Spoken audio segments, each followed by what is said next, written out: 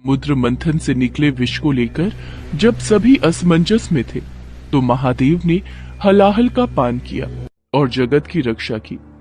कहते हैं हमारे शिव बहुत ही भोले हैं, तभी तो उन्हें भोलेनाथ भी कहते हैं। हाँ, ये भी एक सत्य है कि जब वो क्रोधित होते हैं तो तांडव भी करते हैं, लेकिन फिर भी वो अपने भक्तों से बहुत प्रेम भी करते हैं और तुरंत प्रसन्न भी हो जाते हैं।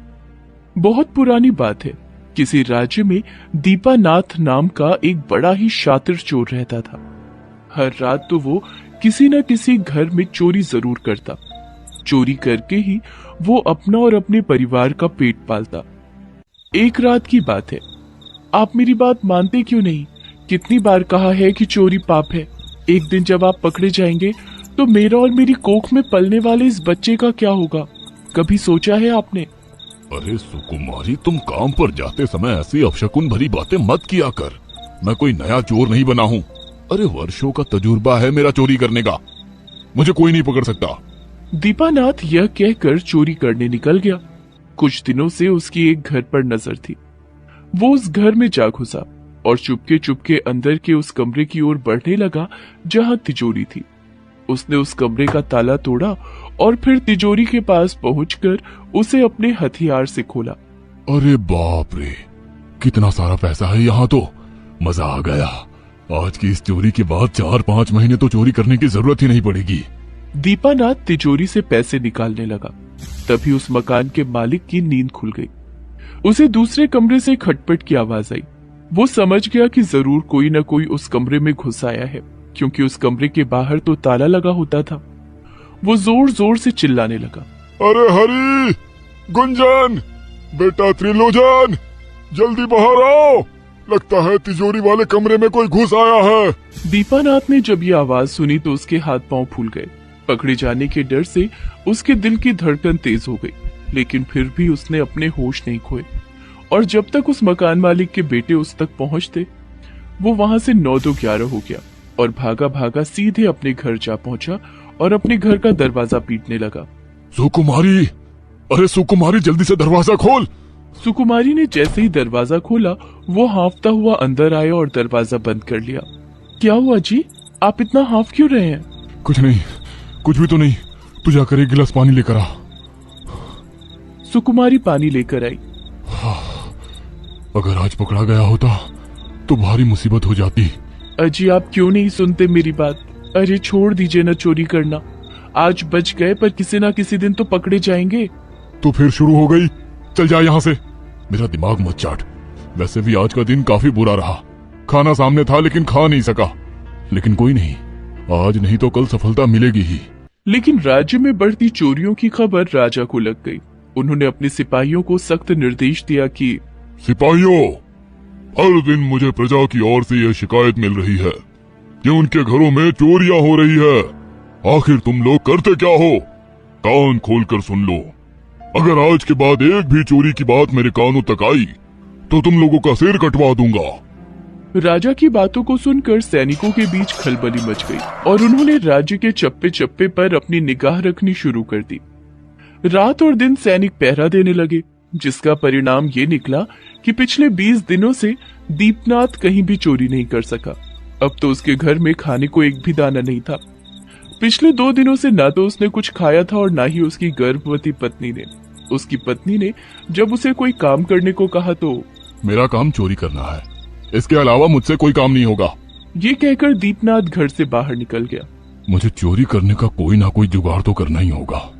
कोई तो ऐसी जगह होगी जहाँ राजा के सैनिक की नजर नहीं होगी। रात का समय था। दीपनाथ यही सोचता हुआ चले जा रहा था, लेकिन हर जगह उसे राजा के सिपाही हाथ में तलवार और भाला लिए दिखाई दे रहे थे। अचानक उसकी नजर एक शिव मंदिर पर गई, जो बिल्कुल एक सुनसान जगह पर बना हुआ था। बाहर से वो मंदिर काफी पुराना लग रहा था। ये तो कोई शिव मंदिर लग रहा है। काफी पुराना भी है ये। लोग मंदिर में तो काफी चढ़ावा चढ़ाते हैं। यहाँ आसपास तो कोई सिपाही भी दिखाई नहीं दे रहा है। इस मंदिर के अंदर चलता हूँ, यहाँ दान पेटी जरूर होगी। आज उसे ही तोड़कर पैसे निकाल लूंगा। दीपनाथ मंदिर के अंदर प्रवेश कर गया, लेकिन वहाँ बहुत ही अंधेरा था। ओह, यहाँ तो बहुत ही अंधेरा है। क्या करूं मैं? यहाँ कहाँ होगी दान पेटी? कुछ समझ में नहीं आ रहा है, क्या करूं क्या करूं। अचानक दीपनाथ को एक उपाय सूझा। हाँ, ये ठीक रहेगा, मुझे आग जलाने का इंतजाम करना होगा। उसने मंदिर परिसर से ही 2 पत्थर लिए और उसे टकराकर आग उत्पन्न की। जैसे ही आग उत्पन्न हुई, उसने अपने कपड़े उतारे और उसे एक लकड़ी में लपेटकर उसे मशाल की तरह जलाया। पल में ही पूरा मंदिर रोशनी से भर गया। लो, हो गई रोशनी। रोशनी होते ही उसकी नजर शिवलिंग के ऊपर लगे सोने के घड़े पर गई, जिस घड़े से अब भी पानी टपक रहा था और भोले बाबा का जलाभिषेक हो रहा था। उस सोने के घड़े को देखकर दीपनाथ की आंखें चौंधी आ गई। अरे, ये तो सोने का घड़ा लग रहा है। दान पेटी तो यहाँ दिख नहीं रही है। हाँ, इस सोने के घड़े को ही ले चलता हूँ। इसे बेचकर तो कई दिन आराम से जिंदगी काटी जा सकती है। लेकिन वो सोने का घड़ा थोड़ा ऊपर था, इसलिए दीपनाथ का हाथ वहां तक नहीं पहुंच रहा था। अरे, क्या करूं मैं? मेरा हाथ तो वहां तक पहुंच ही नहीं रहा है। क्यों ना मैं शिवलिंग पर चढ़ जाऊं? हाँ, ये ठीक रहेगा। शिवलिंग पर चढ़ने से मैं आराम से उस सोने के घड़े तक पहुंच जाऊंगा। ये सोचकर लालच का मारा दीपनाथ भगवान भोलेनाथ के शिवलिंग पर चढ़ गया और उस सोने के घड़े को उतारने की कोशिश करने लगा। तभी अचानक वहां एक रोशनी सी चमकी और साक्षात भगवान शिव वहां प्रकट हो गए। उनके हाथों में त्रिशूल और उनकी बड़ी बड़ी आंखों को देखकर दीपनाथ डर के मारे थर थर कांपने लगा। भगवान भगवान भोलेनाथ, आप मुझे माफ कर दीजिए। मुझसे गलती हो गई, मुझे माफ कर दीजिए। क्या हुआ दीपनाथ, क्यों डर रहे हो? मैं तुम्हें दंड देने नहीं आया, मैं तो तुमसे प्रसन्न हूँ। तुम्हें पता है ना, मुझे दीपक पसंद है। दीपक की रोशनी से मैं बहुत ही आनंदित होता हूँ। यहाँ दीपक तो नहीं था, लेकिन तुमने अपने कपड़ों में आग लगाकर यहाँ रोशनी की। मैं तो अंधकार में था, लेकिन तुमने मुझे उजाले में लाया। मैं तुमसे बहुत प्रसन्न हूँ। कहो कहो, क्या चाहिए पुत्र? दीपनाथ, जो अब तक डर रहा था, महादेव की ये बात सुनकर उसकी जान में जान आई। लेकिन तभी उसे मंदिर के दरवाजे को पीटते हुए सैनिकों की आवाज आई। साथियों, इसी महादेव के मंदिर से रोशनी आ रही है। मुझे पूरा यकीन है कि जब हम लोग दूसरी तरफ पहरा दे रहे थे तो वो चोर इस मंदिर में घुस गया है। घुसा तो वो जिंदा है, बाहर वो मुर्दा निकलेगा। हम उस चोर का कटा सिर राजा को सौंपेंगे। सैनिकों की बातों को सुनकर दीपनाथ के पैरों तले की जमीन खिसक गई। उसका चेहरा पीला पड़ गया। उसकी आंखों के आगे उसकी गर्भवती पत्नी का चेहरा आ गया। उसे अपने सामने मौत नजर आने लगी। वो रोते हुए भगवान भोलेनाथ के चरण में गिर गया और बोला, आप मुझसे प्रसन्न है ना? कृपया कर आप मेरी जान बचा लीजिए, नहीं तो वो राजा के सैनिक मुझे मार डालेंगे। महादेव, मेरी पत्नी गर्भवती है। मैं नहीं चाहता कि मेरे बच्चे के धरती पर आने के पहले ही उसके सिर से उसके पिता का साया उठ जाए। हे महादेव, आप तो जगत के पिता है ना, मेरी लाज रखिए, मुझे बचा लीजिए। मैं अब कभी चोरी नहीं करूंगा। दीपनाथ, तुम डरो मत, तुम्हें कुछ नहीं होगा। हम तुम्हें कुछ नहीं होने देंगे, बस तुम अपनी आंखें बंद करो। दीपनाथ ने जैसे ही अपनी आंखें बंद की, महादेव ने उसे सांप बना दिया। सांप बना दीपनाथ शिवलिंग पर जाकर लिपट गया। उतनी देर में सैनिक मंदिर के दरवाजे से अंदर आ गए और जब उन्होंने शिवलिंग से लिपटे सांप को देखा तो साथियों, ये कैसा चमत्कार है? ये तो नाग है जो शिवलिंग से लिपटा है। हमें लगा कि मंदिर के भीतर कोई चोर प्रवेश कर गया है, लेकिन ये तो सांप है जो महादेव की आराधना कर रहा है। हमें इसे परेशान नहीं करना चाहिए, इसे अपनी आराधना करने दो। ये कहकर सारे के सारे सैनिक वहां से चले गए। उनके जाने के बाद दीपनाथ सांप के वेश में ही रेंगता हुआ मंदिर से बाहर निकल गया और रेंगते हुए अपने घर के पास पहुंचा। घर के पास पहुंचते ही महादेव की शक्ति से वो फिर मानव रूप में आ गया। अपने आप को जिंदा और मानव रूप में देख वो जोर जोर से रोने लगा और महादेव का धन्यवाद करने लगा। हर हर महादेव, हर हर महादेव। हे प्रभु, आपने मेरे जैसे चोर, मेरे जैसे पापी को भी जीवन दान दिया। प्रभु, आप महान हैं, आप महान हैं प्रभु। मैं धन्य हो गया प्रभु, आपने मुझे न सिर्फ दर्शन दिए बल्कि मंदिर में चोरी जैसे पाप से भी बचाया। सच में आप भोलेनाथ है प्रभु। हर हर महादेव। उस दिन के बाद दीपनाथ पूरी तरह बदल गया और महादेव की भक्ति में जुट गया। यही नहीं, अब वो मेहनत करके अपने परिवार का पेट भी पालने लगा। श्यामलाल अपना धन दौलत घर के बाहर खड़े हुए 2 भिखारी बच्चों की झोली में डाल रहा है। वो धन दौलत डालता ही जा रहा है, मगर उनकी झोलियां भर ही नहीं रही हैं। श्यामलाल की कमाई हुई सारी दौलत खत्म हो गई, मगर फिर भी झोली नहीं भरी। अरे सुनो निर्मला, इन दोनों बच्चों की झोली तो भर ही नहीं रही है। मेरा सारा दौलत खत्म हो गया। लेकिन उन दोनों बच्चों की झोली तो पूरी भरनी ही पड़ेगी। मगर कैसे? घर का सारा सामान है ना, ये कब काम आएगा? निर्मला के कहने पर श्यामलाल घर का सारा सामान एक एक करके लेकर गया और झोली में डाल दिया। असल में श्यामलाल बहुत ही कंजूस किस्म का आदमी है। वो व्यापारी है और व्यापार से अच्छी कमाई भी होती है, मगर कमाए हुए पैसे वो सिर्फ बचा कर रख देता है। दान करना तो उसके लिए पैसा बर्बाद करने के बराबर है। एक दिन श्यामलाल और उसकी पत्नी निर्मला कमरे के अंदर बैठे हुए हैं। उसी वक्त घर के बाहर एक बूढ़ी भिखारन आती है। श्यामलाल और निर्मला कमरे के अंदर बैठे हुए हैं। बाहर से एक बूढ़ी भिखारन की आवाज आती है, घर पर कोई है? मैंने 2 दिन से कुछ नहीं खाया, दया करके कुछ दे दो, भगवान आप लोगों का भला करेगा। बूढ़ी भिखारन की आवाज सुनकर निर्मला को बहुत दया आती है। वो श्यामलाल से कहती है, सुन रहे हो जी, एक बूढ़ी भिखारन आई है, लगता है बहुत ही भूखी है, मुझे कुछ पैसे दे दो, मैं देकर आती हूँ। अरे पागल हो गई हो क्या? ये मेरी मेहनत की कमाई है, ऐसे ही किसी को भी दे दूं? हैं? तुम चुपचाप बैठी रहो। श्यामलाल की बात सुनकर निर्मला चुप हो गई। कोई जवाब न मिलने पर वो बूढ़ी भिखारन भी चली गई। श्यामलाल खुश हुआ क्योंकि उसका पैसा बच गया, मगर निर्मला को बहुत बुरा लगा। सुनो जी, आप दान क्यों नहीं करते हैं? दान करने से पुण्य मिलता है और उससे भगवान खुश होते हैं। अरे निर्मला, ये सब कही सुनी बातें हैं। भगवान दान से नहीं, केवल पूजा करने से खुश होते हैं। मेरा कमाया हुआ पैसा मैं भला किसी को क्यों दूं? श्यामलाल की कंजूसी के बारे में सबको पता है, इसीलिए सभी उसको चिढ़ाते हैं। सब लोग श्यामलाल को कंजूस श्यामलाल कहकर बुलाते हैं। वो देख, कंजूस श्यामलाल जा रहा है, वो देख। इसमें देखने वाली क्या बात है भाई, वो तो बचपन से ही कंजूस है। वो बात तो है, चल उसके पास चल, उससे गरीब उपचारी समिति के लिए कुछ चंदा मांग लेते हैं। अरे क्यों अपना समय बर्बाद कर रहा है? हाँ, वो देने वालों में से नहीं है भाई। अरे चल तो सही। दोनों उठकर चले जाते हैं श्यामलाल के पास। क्या बात है भाई? वो चंदा चाहिए था श्यामलाल जी। चंदा? अरे किस बात का? अभी तो कोई पूजा भी नहीं है। अरे श्यामलाल जी, हम एक गरीब उपचारी समिति चलाते हैं। ये समिति गरीबों को मुफ्त में खाना और कपड़ा देती है, उसी के लिए चंदा मांगने आए हैं।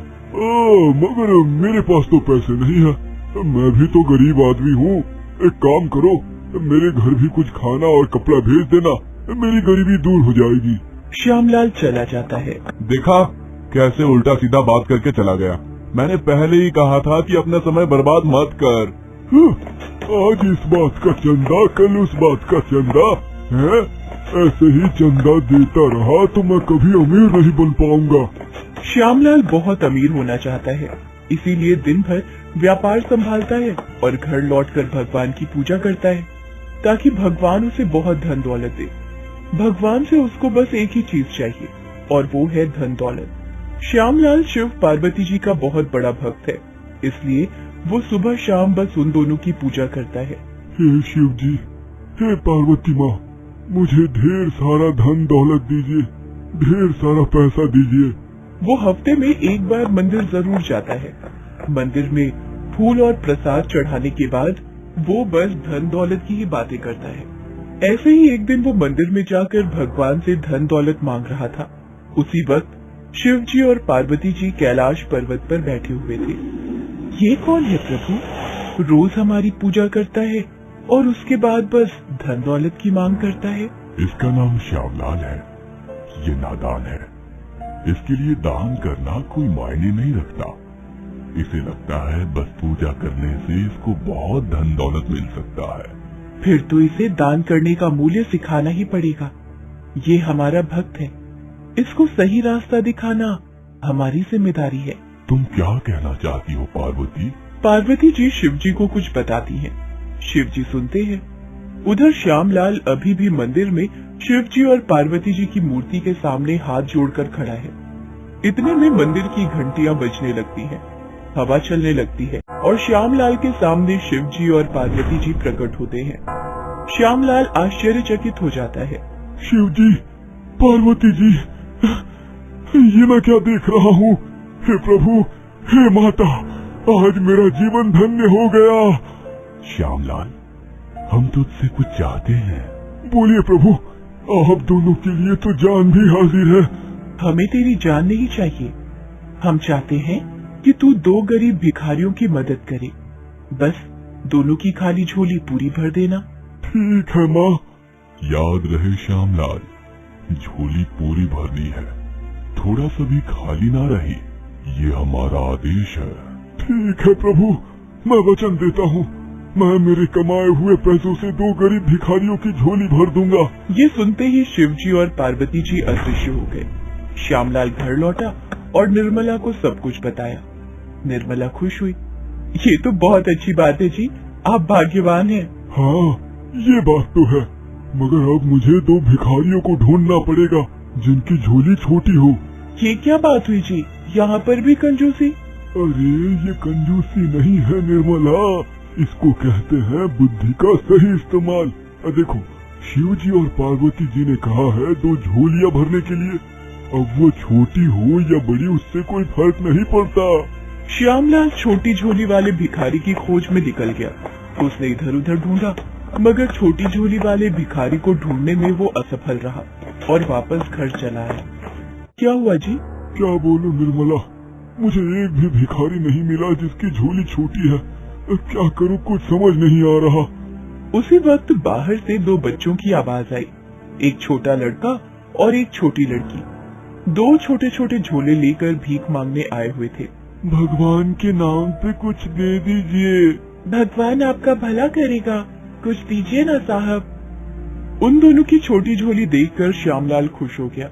उसने सोचा कि ये छोटी झोलियां तो बहुत ही आसानी से भर जाएंगी और ऐसे उसका पैसा भी बच जाएगा और शिव पार्वती जी का आदेश भी पूरा हो जाएगा। ये सोचकर श्यामलाल अलमारी से पैसे निकालकर दोनों की झोलियों में भरना शुरू करता है। वो भरता ही चला जाता है, मगर झोलियां पूरी भरी नहीं रही। श्यामलाल परेशान हो गया क्योंकि झोलियां भरते भरते उसकी सारी दौलत खत्म हो गई। अरे सुनो निर्मला, इन दोनों बच्चों की झोली तो भरी नहीं रही है, मेरा सारा दौलत खत्म हो गया। लेकिन उन दोनों बच्चों की झोली तो पूरी भरनी ही पड़ेगी। मगर कैसे? घर का सारा सामान है ना, ये कब काम आएगा? ये बोलकर श्यामलाल घर का सारा सामान उन दोनों की झोलियों में भरने लगा। इस तरह घर का सारा सामान भी खत्म हो गया। अब क्या करूं निर्मला, घर का सारा सामान भी खत्म हो गया, देने के लिए और कुछ भी नहीं है मेरे पास। है तो ये घर और तुम्हारी कंजूसी। ये घर देने से तुम्हारी कंजूसी खत्म हो जाएगी और तुम दानी कहलाओगे। हाँ निर्मला, तुमने सही कहा, मैं बहुत कंजूस हूँ, बिल्कुल भी दान नहीं करता हूँ। आज मुझे पता चला कि दान करने से कितनी खुशी मिलती है। वो दोनों बच्चे कितने खुश हैं। ये घर मैं उन दोनों को दे दूंगा। ये बोलकर श्यामलाल उन दोनों के पास गए और बोला, बच्चों, मेरे पास अब सिर्फ ये घर बचा है, ये भी मैं तुम दोनों को देना चाहता हूँ। ये आज से तुम दोनों का घर है, तुम दोनों इस घर में बहुत खुश रहोगे। चलो निर्मला, अब हम कहीं और चले जाते हैं। ये बोलते ही तेज हवा बहने लगी। वो दोनों बच्चे शिव जी और पार्वती जी के रूप में प्रकट हुए। हम भिखारी बच्चों के रूप में तेरी परीक्षा ले रहे थे श्यामलाल। तूने साबित कर दिया कि एक कंजूस भी महादानी बन सकता है। हम प्रसन्न हुए। हमें तेरा धन दौलत नहीं चाहिए, तूने दान करने का मूल्य समझा, आज से तू महादानी कहलाएगा। तथास्तु। आशीर्वाद देकर शिव जी और पार्वती जी अदृश्य हो गए। श्यामलाल का घर फिर से पहले जैसा हो गया। घर का सारा सामान वापस आ गया। श्यामलाल का धन दौलत भी कई गुना बढ़ गया। इसके बाद से श्यामलाल रोज कुछ न कुछ दान करता रहा और गरीबों का मसीहा बन गया। सभी कंजूस श्यामलाल को महादानी श्यामलाल बुलाने लगे। ऐसे ही श्यामलाल और निर्मला खुशी खुशी भस्मासुर नामक राक्षस दुनिया का सबसे ताकतवर असुर बनना चाहता था। एक बार जब भस्मासुर की भेंट नारद मुनि से हुई, तब उसने नारद मुनि से पूछा, देवर्षि नारद, मैं पृथ्वी का सबसे शक्तिशाली प्राणी बनकर सभी पर शासन करना चाहता हूँ। आप बताइए, इसके लिए मैं किस देवता को प्रसन्न करूं कि मुझे इच्छित वर की प्राप्ति हो? नारायण नारायण, इच्छित वरदान की प्राप्ति के लिए तो भगवान भोलेनाथ की कड़ी तपस्या करनी होगी। भगवान शिव को प्रसन्न करना बेहद आसान है। अगर कोई सच्चे मन और श्रद्धा के साथ उन्हें याद करता है तो वो बड़ी आसानी से उसे अपना बना लेते हैं और उसकी हर इच्छा को पूरा करते हैं। इसलिए भस्मासुर, तुम उनकी तपस्या करो तो अवश्य ही इच्छित वरदान प्राप्त कर सकते हो। अच्छा, यदि ऐसा है तो देवर्षि नारद, मैं भोलेनाथ को अवश्य प्रसन्न करूंगा। नारायण नारायण नारायण नारायण। नारद मुनि वहां से चले जाते हैं और भस्मासुर जंगल की ओर चला जाता है और जंगल में जाकर वो भगवान शिव से वरदान पाने की लालसा में कड़ी तपस्या करता है। ओम नमः शिवाय, ओम नमः शिवाय, ओम नमः शिवाय, ओम नमः शिवाय, ओम नमः शिवाय, ओम नमः शिवाय। भस्मासुर को तपस्या करते कई वर्ष बीत गए। कठिन तपस्या के लिए किए जा रहे मंत्र उच्चारण की ध्वनि कैलाश पर्वत पर विराजमान भगवान शिव के कानों तक पहुंची और वे तपस्या में लीन भस्मासुर के पास पहुंचे। आंखें खोलो भस्मासुर। भस्मासुर का प्रणाम स्वीकार कीजिए महादेव। मेरी तपस्या से आप प्रसन्न हो ही गए। भस्मासुर, तुम्हारी कठिन तपस्या को देखकर तो मुझे प्रसन्न होना ही था। मांगो, तुम्हें क्या चाहिए? भस्मासुर ये जान गया था कि महादेव उसकी तपस्या से बहुत प्रसन्न हुए हैं। वो सोचने लगा कि वो किसी भी वरदान का हकदार है। भोलेनाथ, मुझे अमरता का वरदान चाहिए, अर्थात मैं हमेशा इस संसार में जीवित रहूं, मृत्यु भी मेरा कुछ ना बिगाड़ सके। भस्मासुर, ये वरदान मैं तुम्हें नहीं दे सकता, क्योंकि ये पूरी तरह से प्रकृति के नियम के खिलाफ है। जिसने भी इस संसार में जन्म लिया है, एक न एक दिन उसकी मृत्यु निश्चित ही है। यदि आप मुझे अमरता का वरदान नहीं दे सकते तो मुझे ये वरदान दीजिए महादेव कि मैं जिस किसी के सिर पर अपना हाथ रखूं वो भस्म हो जाए। ठीक है भस्मासुर, मैं तुम्हें ये वरदान देता हूँ कि तुम जिस किसी के भी सर पर हाथ रखोगे वो भस्म हो जाएगा। भगवान शिव ने भस्मासुर को जो वरदान दिया वो उनके लिए स्वयं आफत बन गया। भोलेनाथ, आप कितने भोले हो। आपने ये वरदान देकर मुझे संसार में सबसे शक्तिशाली बना दिया। अब मैं किसी को भी भस्म कर सकता हूँ। क्यों ना सबसे पहले मैं आपको ही अपना शिकार बनाऊं। आपको भस्म करके मैं कैलाश पर राज्य करूंगा। भस्मासुर, रुको, लगता है वरदान मिलने से तुम्हें अहंकार हो गया है, इसलिए तुम्हारी बुद्धि फिर गई है। शिव जी अपने द्वारा दिए गए वरदान को वापस नहीं ले सकते थे। उन्होंने वहां से भागने में ही अपनी भलाई समझी, क्योंकि भस्मासुर तो मंद बुद्धि था। वो उस समय पागलों की अवस्था में कुछ भी अनहोनी कर सकता था। अब भगवान शिव पूरी तरह से फंस चुके थे। रुकिए महादेव, मुझे इस वरदान को सिद्ध तो करने दीजिए। रुकिए महादेव, रुकिए। अब मैं क्या करूं? भगवान शिव इसी असमंजस में थे कि वो इस समय किस तरह भस्मासुर से छुटकारा पा सकते हैं। तभी उन्हें भगवान विष्णु का ध्यान आया। वे भगवान विष्णु का स्मरण करने लगे। हे विष्णुदेव, मेरी रक्षा कीजिए। इस भस्मासुर से मुझे बचाइए। मैं संकट में हूँ। चिंता मत कीजिए महादेव, आपको कुछ नहीं होगा। आप इसी गुफा में रहिएगा। मैं भस्मासुर को आप तक नहीं पहुंचने दूंगा। भगवान शिव को आश्वासन देकर भगवान विष्णु भस्मासुर का रास्ता रोकने चले गए।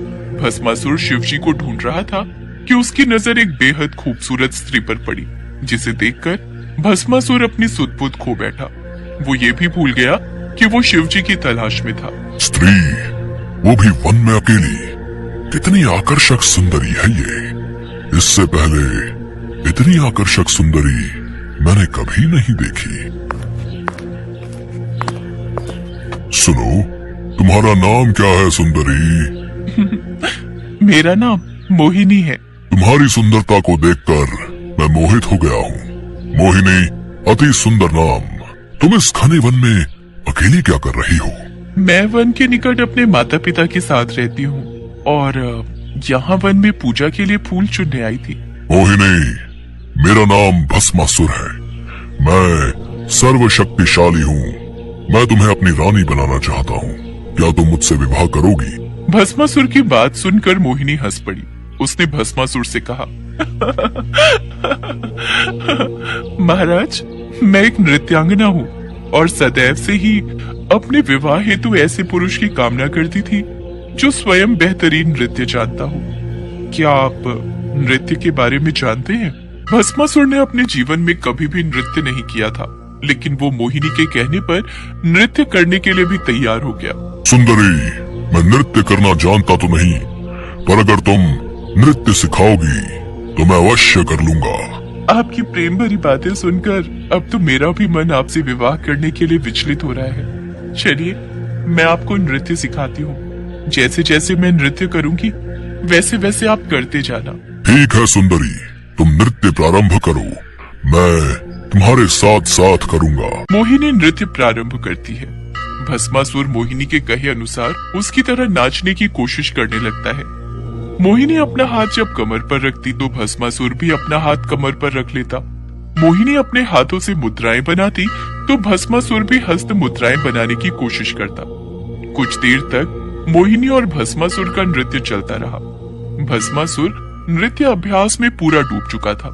नाचते नाचते मोहिनी ने अपने सिर पर हाथ रखा और उसकी देखा देखी भस्मासुर ने भी वही किया। भस्मासुर ये भूल गया कि स्वयं अपने सिर पर हाथ रखने से वो भी भस्म हो सकता है। स्त्री के प्रेम में आकर वो शिव का वरदान भूल गया, जो उसके लिए श्राप साबित हुआ।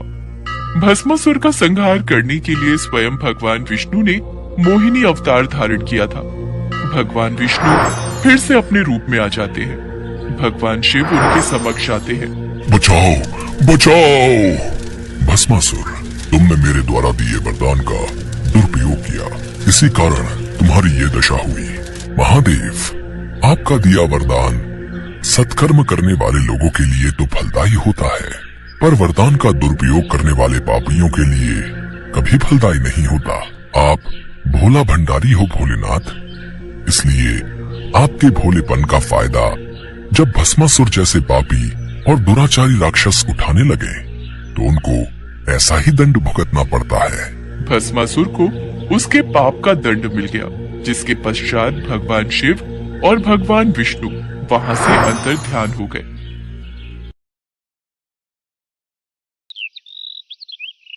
एक बार माँ पार्वती कैलाश पर भ्रमण कर रही थी।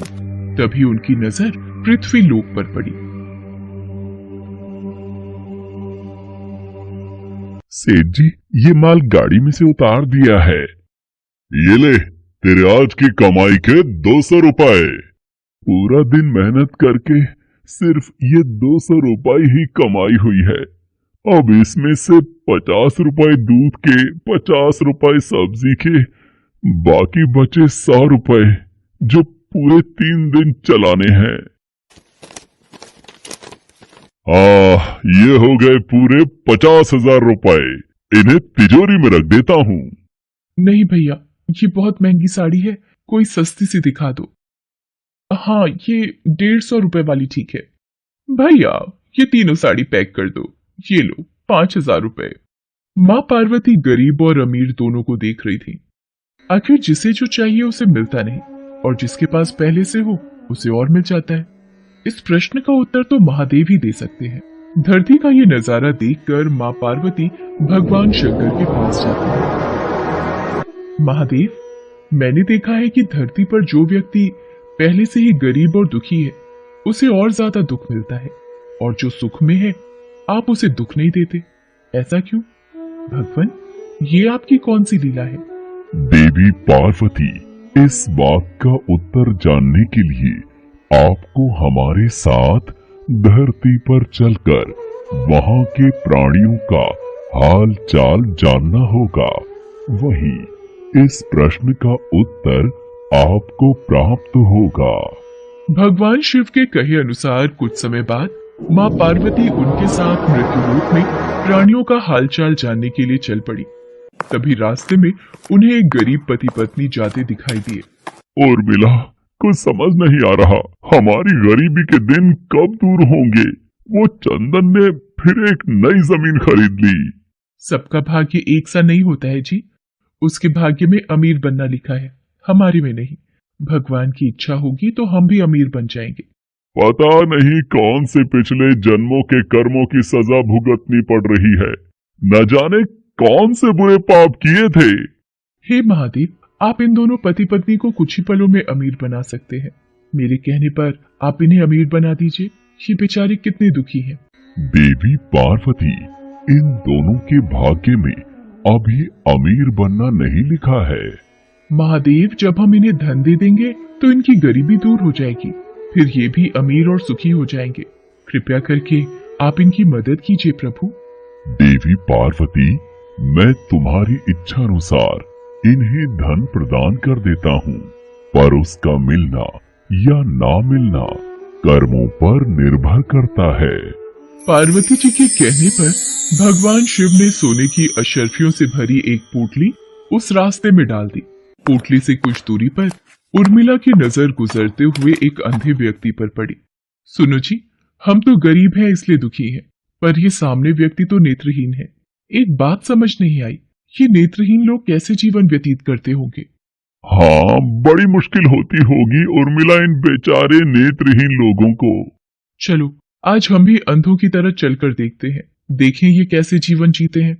उर्मिला और सूरज आंखें बंद कर एक दूसरे का हाथ थामे चलने लगे। सोने की अशर्फियों की पोटली रास्ते में ही पड़ी रह गई और वे दोनों करीब से गुजर गए। भगवान शिव बोले, देखा देवी पार्वती, इनके भाग्य में अभी गरीबी ही लिखी है। हम कुछ दिन धरती पर ही रहेंगे।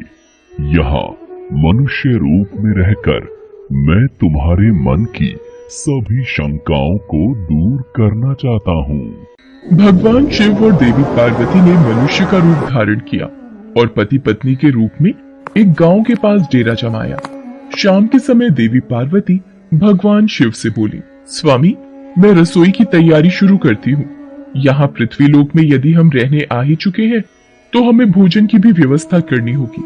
मैं चूल्हा बनाने की तैयारी करती हूँ, आप तब तक भोजन बनाने की सामग्री ले आइए। माँ पार्वती चूल्हा बनाने के लिए बाहर से ईंटें लेने गई। चूल्हा बनाने के लिए मुझे ईंटों की जरूरत है। ये एक जर्जर और टूटा मकान दिखाई दे रहा है। इसकी ईंटें मेरे काम आ जाएंगी, यही ले लेती हूँ। चूल्हा तो तैयार कर लिया, महादेव आते ही होंगे। अरे आप आ गए, ये देखिए मैंने चूल्हा तैयार कर लिया। पर आप खाली हाथ क्यों लौट आए स्वामी? भोजन कैसे बनेगा? देवी पार्वती, अब सामग्री की कोई आवश्यकता नहीं है, क्योंकि जिस प्रश्न का उत्तर ढूंढने के लिए आप आई थी वो आपको स्वयं मिल गया। मैं कुछ समझी नहीं स्वामी, मेरे प्रश्न का उत्तर मेरे समक्ष ही है। हाँ देवी पार्वती, आप यही जानना चाहती है ना कि इस पृथ्वी पर क्यों गरीब लोग ज्यादा परेशान होते रहते हैं। अच्छा ये बताइए, आप इस चूल्हे को बनाने के लिए ईंटें कहाँ से लेकर आई हो? प्रभु, इस गांव में बहुत से ऐसे घर भी हैं जिनका रखरखाव सही ढंग से नहीं हो रहा है। उन पुराने घरों की जर्जर हो चुकी दीवारों में से मैं ईंटें निकाल कर ले आई। इसका मतलब जो घर पहले से खराब थे आपने उन्हें और खराब कर दिया, जबकि आप मजबूत घरों की दीवारों से भी तो ईंटें ला सकती थी। प्रभु, जो घर अच्छे और सुंदर दिख रहे थे उस घर के लोगों ने अपने घरों का रखरखाव बहुत अच्छी तरह किया है। ऐसे में उन सुंदर घरों को बिगाड़ना मुझे उचित नहीं लगा। देवी पार्वती, कुछ दिन पहले पूछे आपके प्रश्न का उत्तर भी यही है। जिन लोगों ने अपने जीवन को अच्छे कर्मों से सुंदर बना रखा है उन्हें दुख कैसे हो सकता है? इस संसार में हर मनुष्य अपने कर्मों का ही फल पाता है। सबके पास सब कुछ नहीं होता। मनुष्य के पिछले जन्मों का कर्म उसे इस जन्म में भुगतना ही पड़ता है, और यदि वो अपने इस जन्म और आने वाले अन्य जन्मों को सुखी बनाना चाहता है तो हमें सदैव ही पुण्य कार्य करते रहना चाहिए ताकि हमारे कर्म उसमें जुड़ते रहें। आपको ज्ञात है वो मार्ग में उस दिन एक नेत्रहीन व्यक्ति, हाँ स्वामी, मुझे ज्ञात है। वो देखिए देवी पार्वती, उसके पास धन दौलत ऐशो आराम की कोई कमी नहीं है, परंतु उसकी आंखों का इलाज नामुमकिन है। ये उसके पिछले जन्म के कर्मों से जुड़ा है। उसने पिछले जन्म में जानबूझकर किसी निर्दोष की आंखों की रोशनी छीन ली थी, इसलिए ये इस जन्म में नेत्रहीन हो गया। पर इसके कुछ पुण्य कार्यों की वजह से ये अमीर बना। और वो गरीब पति पत्नी स्वामी? देवी, वो दोनों पिछले जन्म में एक कंजूस अमीर सेठ सेठानी थे जो कभी भी कोई दान पुण्य नहीं करते थे, इसलिए इस जन्म में उन्हें गरीबी और दुख मिला। पर इन दोनों के अच्छे कर्म इनका आगे का जीवन सुखी बना सकते हैं। इस पृथ्वी पर कोई भी मनुष्य पूरी तरह से सुखी नहीं है देवी। हर मनुष्य के पास कोई न कोई दुख और समस्या है। मुझे उत्तर मिल गया है स्वामी। इस पृथ्वी पर सुखपूर्वक जीवन यापन करने के लिए मनुष्य को अपने द्वारा अच्छे कर्म करने चाहिए ताकि उसे उसके पिछले बुरे कर्मों का फल न भुगतना पड़े, और फिर अपने प्रश्नों का उत्तर पाकर देवी पार्वती भगवान शंकर के साथ अपने रूप में आकर कैलाश वापस लौट गई।